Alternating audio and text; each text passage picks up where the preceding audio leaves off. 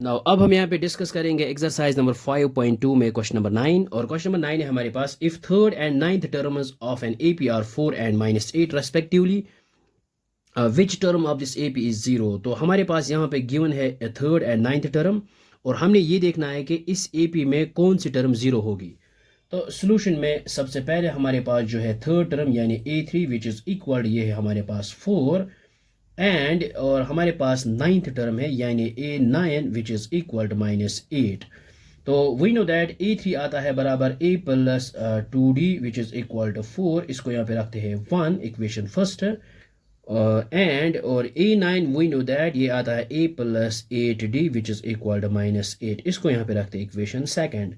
Now अब हम यहाँ पे करेंगे बाय एलिमिनेशन मेथड और ये है a plus 2d which is equal to 4 और सेकंड है a plus 8d which is equal to -8 और यहाँ पे हम करेंगे सब्ट्रैक्ट और ये बन जाएगा प्लस, ये माइनस और प्लस ये माइनस यहाँ पे कैंसल आउट हो जाएगा और -8d प्लस 2d ये आएगा -6d which is equal 8 plus 4 ये आएगा यहाँ पे 12। सो d इक्वल आएगा 12 डिवाइड बाई -6, सो 6 2 और 12, सो d is equal -2। So d का जो वैल्यू आया हमारे पास वो है -2। नाउ अब हम यहाँ पे क्या करेंगे, put value of d in equation first और ये हमने यहाँ पे लिखा है put value of d in equation first और इक्वेशन फर्स्ट है हमारे पास a plus 2d which is equal to 4। So a as it is plus 2 into d की जगह यहाँ पे -2 which is equal to 4। So a plus into minus आएगा -2 into 2 आएगा 4 which is equal to 4। So a is equal to 4 और इस -4 को यहाँ पे ट्रांसपोज करते ही आएगा +4। So a is equal to 4 plus 4 which is equal to 8। So अब हम यहाँ पे टर्म्स ऑफ ए पी लिखेंगे और हम यहाँ पे ये देखेंगे कि कौन सी टर्म यहाँ पे ज़ीरो होगी। Now a1 is equal to a which is equal to 8 और सेकेंड टर्म है a प्लस d।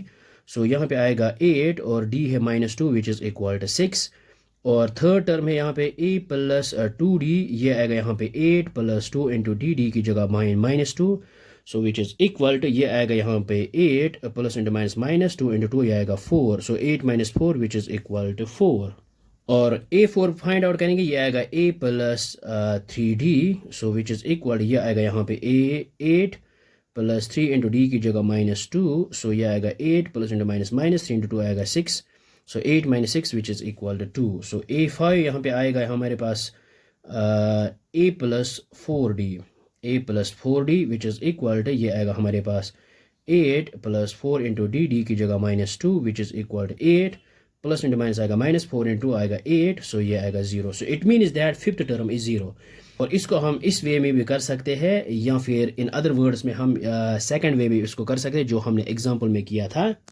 यानी हम यहाँ पे लेंगे let an is equal to 0 और हम यहाँ पे क्या करेंगे, वी नो दैट अब हम n का वैल्यू फाइंड आउट करेंगे।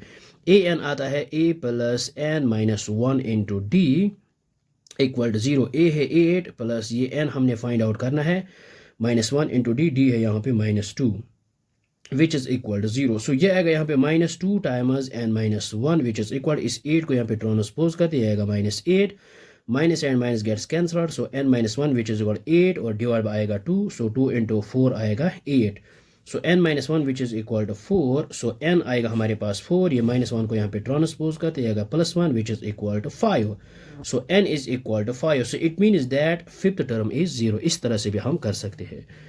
so I hope आपको ये समझ में आया होगा, ये बहुत ही आसान है। so thanks for watching this video।